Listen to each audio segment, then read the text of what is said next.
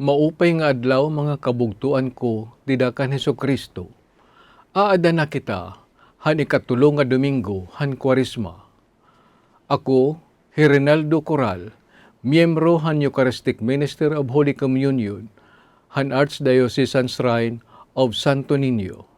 Para hanya na ha Gospel Power, hawaray-waray. Hito nga panahon, may mga tao didto nga nagsumat kan Jesus, hiunong han mga taga Galilea, nga ginpamatay ni Pilato, samtang naghahalad hira ngadtuhan Dios. Nagbaton hi Jesus haira, tungod nga pinanmatay ini nga mga taga Galilea, hinsugad nga paagi, naghunahuna ba kamo, nga nagpapamatuod ini nga mas makasasala hira kayan iba nga mga taga Galilea? Diri, susumatan ko kamo, nga kung diri kamo bumaya han iyo mga sala, mapatay kamo nga tanan sugad haira. Anuman ang hiunong han napulo kag walo nga nagkamatay ha selo, nga kadat ugi haira han lantawan. Nagunahuna ba kamo, nagpapamatuod ini nga mas makasasala hira kayan iba nga mga tawo nga naguukoy ha Jerusalem? Diri, susumatan ko kamo, nga kung diri kamo bumaya han iyo mga sala, mapatay kamo nga tanan sugad haira. Nga nagsumat haira hi Jesus, hininga pananglitan. May hadto usa ka tawo nga may kahoy nga igos nga naturok ha iya uma. Nakadtuhiyahin pamilinghan bunga, kundi waray makaagi.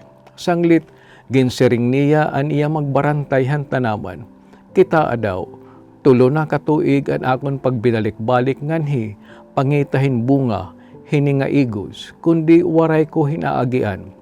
Gabay pudlon ini nga kahoy, kay kanugon laan katambok hantuna, kundi binaton an magbarantay, ayaw la pagpudla, pahago sa taanay hin usa ka tuig.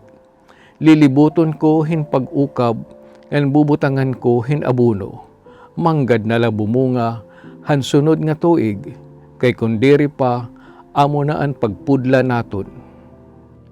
Ginsupak ni Jesus ang kumun nga panhunahuna nga ang mga kalamidad, ngan mga trahedya, mga tigaman, han paghukom han Dios, papagkamakasasala han tawo, lugod ang trahedya, sadang tagdon, sugad nga mga tawag, hapagmata, nga nagpapahimangno haaton, hapiligro, han pagkinabuhi, ngan diri ginuusisa.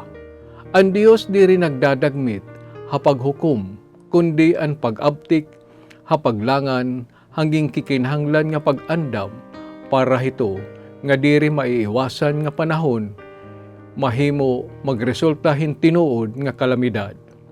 Salit ang pagbasol, kinhanglan maginaton padayon, nga disposisyon, hakinabuhi, usa nga padayon, nga panlimbasog, nga ipahiuyon haaton, mga kinabuhi, ha mga katuyuan han Dios.